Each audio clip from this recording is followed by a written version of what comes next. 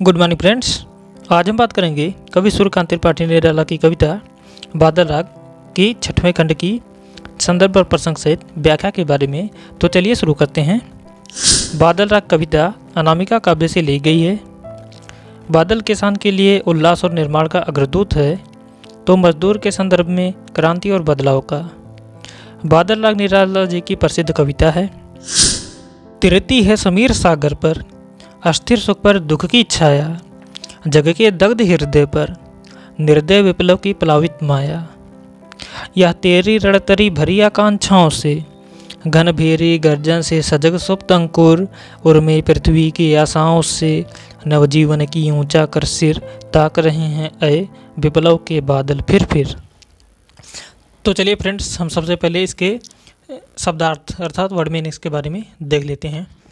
तो चलिए, तिरती है धरती, समीर सागर वायुरूपी समुद्र, अस्थिर क्षणिक चंचल, दग्ध जला हुआ, निर्दय बेदर्द, विप्लव विनाश, प्लावित बाढ़ से ग्रस्त, रणतरी युद्ध की नौका, माया खेल, आकांक्षा कामना, आकांक्षा मतलब होता है कामना इच्छा, भेरी नगाड़ा, सजग जागरूक, सुप्त सोया हुआ, अंकुर बीज से निकला नन्हा पौधा, उर हृदय ताकना अपेक्षा से एकटक देखना। तो फ्रेंड्स, अब हम इसके प्रसंग और संदर्भ को देखते हैं। तो चलिए शुरू करते हैं।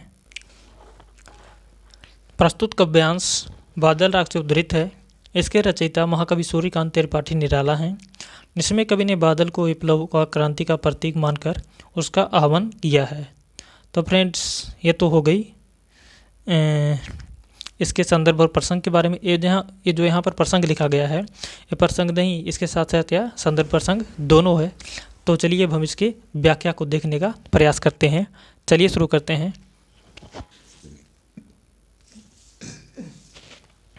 व्याख्या। कवि बादल को संबोधित करते हुए कहता है कि हे क्रांति दूत रूपी बादल, तुम आकाश में ऐसे मंडराते रहते हो जैसे पवन रूपी सागर पर कोई नौका तैर रही हो। तो फ्रेंड्स, इसमें कवि निराला सूर्यकांत त्रिपाठी निराला ही कहना चाहते हैं कि हे बादल, बादल मीन्स क्रांति, जो कि बादल को क्रांति का प्रतीक मानते हैं और कहते हैं कि तुम आकाश में ऐसे मंडराते रहते हो जैसे पवन रूपी सागर पर कोई भी नौका तैर रही हो। कवि निराला आगे कहते हैं कि यह उसी प्रकार है जैसे अस्थिर सुख पर दुख की छाया मंडराती रहती है। फ्रेंड्स, कवि सूर्यकांत त्रिपाठी निराला यही बताना चाहते हैं कि बादल जो है वह पवन रूपी सागर पर इसी प्रकार मंडराता रहता है जैसे कोई नौका समुद्र में तैर रही होती है। आगे वह कहते हैं कि उसी प्रकार है जैसे अस्थिर सुख पर दुख की छाया मंडराती रहती है। क्योंकि फ्रेंड्स, हम लोग ये जानते हैं जो सुख का समय होता है वो बहुत थोड़े समय के लिए होता है, और जो दुख का समय होता है वह बहुत लंबे समय के लिए होता है। अर्थात जिस प्रकार हम सुख के समय में यह महसूस करते हैं कि कहीं दुख ना आ जाए, अर्थात सुख के समय में हमेशा दुख आने की चांसेज अर्थात उसकी संभावना रहती है। ठीक उसी प्रकार कहते हैं कि सूर्यकांत त्रिपाठी निराला कहते हैं कि पवन रूपी सागर पर जो बादल रूपी नौका है अर्थात क्रांति जो है वह मंडराती रहती है।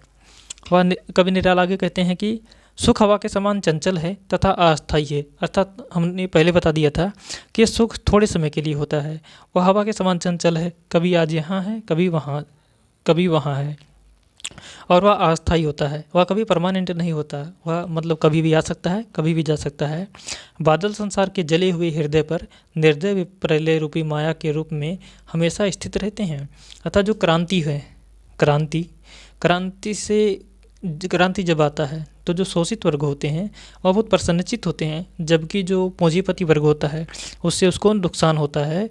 और जिस व्यक्ति को हमेशा सताया डराया और धमकाया गया हो वह क्रांति को आने का आह्वान करता है। आगे कहते हैं कि बादलों की युद्धरूपी नौका में आम आदमी की इच्छाएं भरी हुई रहती हैं। फ्रेंड्स, इसमें हम लोगों ने बताया कि जो बादल अर्थात क्रांति है उसको आने का संदेश, उसको आने के आमंत्रण केवल शोषित वर्ग ही देता है, जबकि पूंजीपति वर्ग उसका प्रोटेस्ट करता है और अर्थात वह यह नहीं चाहता कि कोई क्रांति हो। आगे हम देखते हैं कि कवि कहता है कि हे बादल, तेरी भारी भरकम गर्जना से धरती के गर्भ में सोए हुए अंकुर सजग हो जाते हैं, अर्थात कमज़ोर व निष्क्रिय व्यक्ति भी संघर्ष के लिए तैयार हो जाते हैं। फ्रेंड्स, जब क्रांति आता है तो जो व्यक्ति कभी नहीं बोलता वह भी उसको बोलने का साहस प्राप्त होता है। सभी व्यक्ति को देखते हुए उसे भी कुछ ना कुछ बोलने की उम्मीद होती है। जिस प्रकार हम जब देखते हैं कि जब बादल गरजता है अर्थात जब बारिश होती है तो उसमें हम देखते हैं कि जो छोटे छोटे अंकुर रहते हैं अर्थात जो ज़मीन के रूप अंदर धंस गए हैं वो भी बाहर आने के चांसेस उसके और अधिक हो जाते हैं। हम आगे फ्रेंड्स देखते हैं कि हे विप्लव के बादल, ये अंकुर नए जीवन की आशा में सिर उठाकर तुझे ताक रहे हैं, अर्थात शोषितों के मन में भी अपने उद्धार की आशाएं फूट पड़ती हैं। फ्रेंड्स, ये जो छोटे छोटे अंकुर हैं, हमने पहले बताया अंकुर की यदि हम तुलना करें, जो शोषित वर्ग में भी जो बहुत दबे कुचले तथा सताए गए समाज है उसमें भी जो कुछ लोग होते हैं उन्हें भी कुछ ना कुछ उम्मीद दिखाई देती है। फ्रेंड्स, ये तो हो गई इसकी व्याख्या के बारे में। अब हम लोग आगे देखते हैं विशेष। इसका क्या विशेष है इस कविता का, इस जो कविता का हमने अभी अंश पढ़ा उसमें क्या क्या विशेष है, चलिए देखते हैं। बादल को क्रांति दूत के रूप में चित्रित किया गया है, हमने इसको देख लिया है। प्रगतिवादी विचारधारा का प्रभाव है। फ्रेंड्स, जो निराला है ना, निराला और मुक्तिबोध, ये दोनों लोग ही प्रगतिवादी विचारधारा के कवि हैं और उसका प्रभाव इनकी कविताओं में भी देखा जा सकता है। हाँ भैया, देखा जा सकता है। फ्रेंड्स, अब हम लोग आगे देखते हैं कि तत्सम शब्दावली युक्त खड़ी बोली का प्रयोग हुआ है, यानी कि जो निराला की यह कविता है उसमें हम तत्सम शब्दों का भी प्रयोग देखते हैं। काव्य की रचना मुक्त छंद में है, यानी जो इनकी काव्य रचना है उसको हम मुक्तक छंद में देखते हैं, यानी कि जो मुक्तक छंद को शुरू करने का जो सबसे पहले श्रेय दिया जाता है वह छायावाद कवियों में सूर्यकांत त्रिपाठी निराला के को ही दिया जाता है। चूँकि निराला के यहाँ एक परंपरा आती है कि तोड़ दो छंद के बंद, अर्थात जो छंद हैं उसमें कोई बंद ना हो, उसी को हम मुक्तक छंद कहते हैं। हम आगे देखते हैं कि समीर सागर, दुख की छाया आदि में रूपक, सजग सुप्त में अनुप्रास तथा काव्यांश में मानवीकरण अलंकार है। तो फ्रेंड्स, इसके अलंकार के रूप में के अलंकार के बारे में ये बात हो गई। अब हम लोग देखते हैं कि वीर रस का प्रयोग, इस कविता में वीर रस का भी प्रयोग ठीक ठाक हुआ है। तो फ्रेंड्स, ये तो हो गई इस कविता के बारे में। अब हम लोग चलिए इसके जो आगे है इसकी कविता को देखते हैं।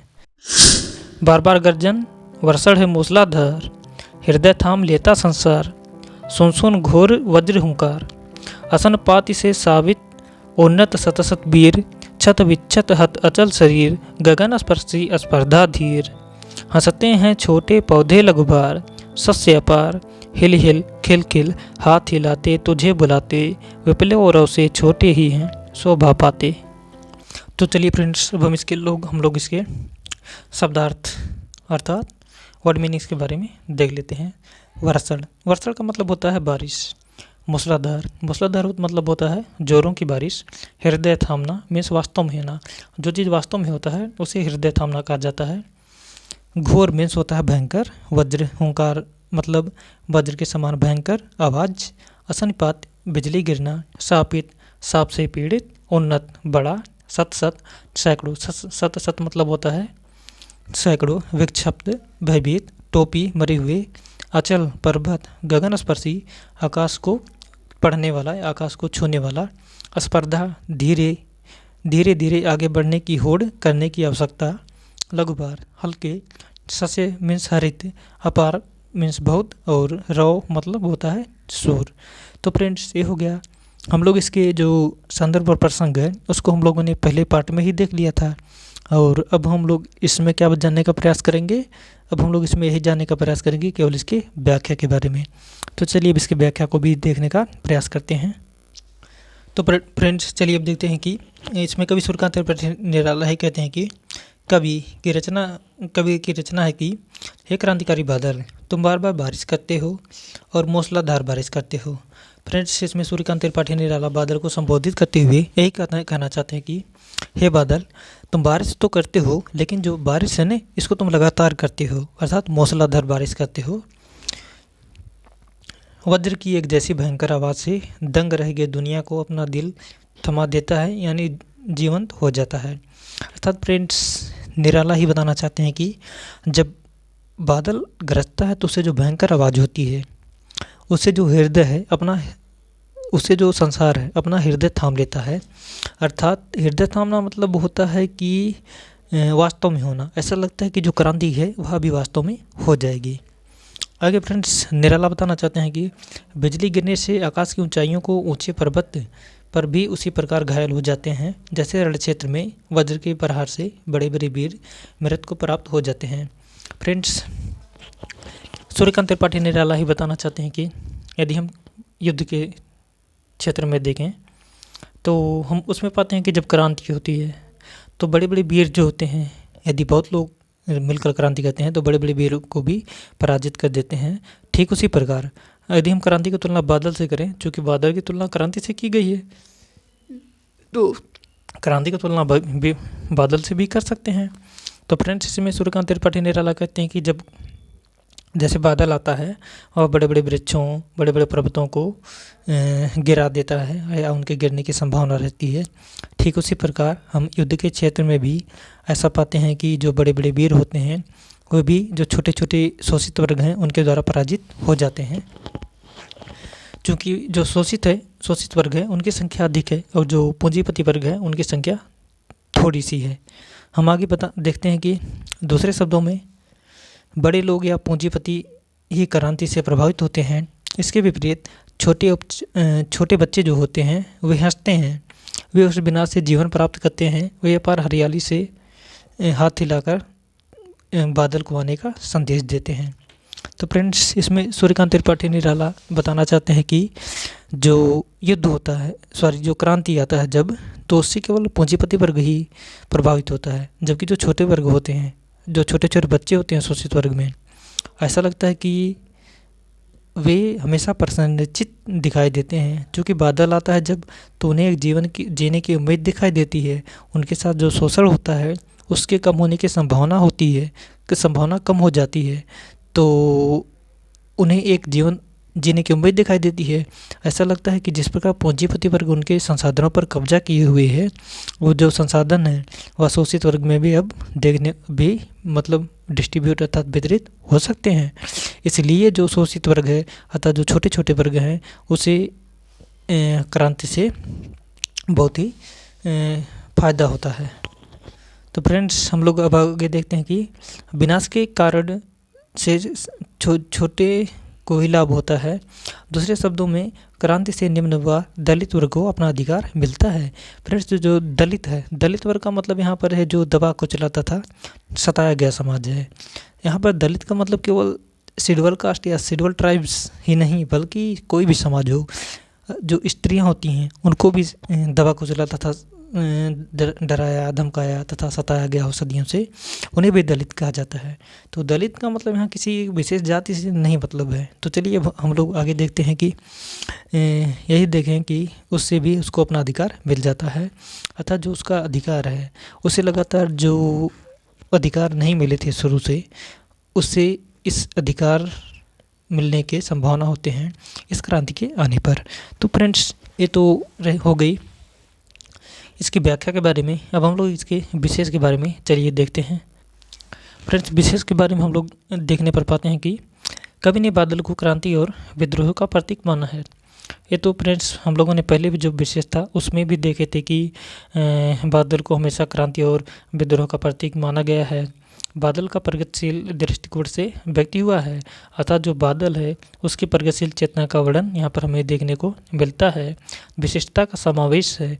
विशिष्ट मतलब यह है कि जैसे जो विशेष वर्ग है उसका भी वर्णन यहाँ पर किया गया है। प्रकृति का मानवीकरण किया गया है। फ्रेंड्स मानवीकरण का मतलब यह है ना, जैसे बादल है वह प्रकृति है, हम उसको जब ऐसा मतलब उसकी तुलना जब क्रांति से करते हैं तो उसका मानवीकरण हो गया, बादल का मानवीकरण बादल क्रांति के रूप में हो गया। इसी प्रकार जो पर्वत है हम उसकी तुलना पूंजीपति वर्ग से करें अर्थात पर्वत या बड़े बड़े वृक्ष, तो ऐसा माना जाता है कि जब उसकी तुलना हम इसे मनुष्य से करते हैं, पूंजीपति वर्ग से करते हैं, तो हम मानवीकरण हो गया। जो छोटे छोटे पौधे होते हैं यदि हम उनकी तुलना शोषित वर्ग से करें तो वहाँ पर मानवीकरण होता है। आगे देखते हैं कि बार बार सुन सुन हिल हिल सत सत खिल खिल में पुनरुक्ति प्रकाश अलंकार है तथा हाथ हिलाने में अनुप्रास अलंकार है। हाथ हिलाना फ्रेंड्स यहाँ पर हा 2 बार आया है तो इसलिए यहाँ पर अनुप्रास अलंकार होगा। हृदय थामना, हाथ हिलाना मुहावरे का सार्थक अर्थ है। तत्सम शब्दावलीयुक्त खड़ी बोली है। वीर रस है, मुक्तक छंद है। फ्रेंड्स हम लोगों ने सबसे पहले देख लिया था कि जो मुक्तक छंद की परंपरा है वह शुरू करने का श्रेय जो है उसे सूर्यकांत त्रिपाठी निराला को ही दिया जाता है। और जो यह कविता है यह हमें वीर रस का एक बहुत ही अच्छा उदाहरण है। तो फ्रेंड्स ये तो हो गई कवि सूर्यकांत त्रिपाठी निराला की जो बादल राग के 6वें खंड की व्याख्या है, यह उसका दूसरा पार्ट है। तो फ्रेंड्स अब हम मिलेंगे तीसरे पार्ट में, तब तक के लिए बने रहिए। धन्यवाद।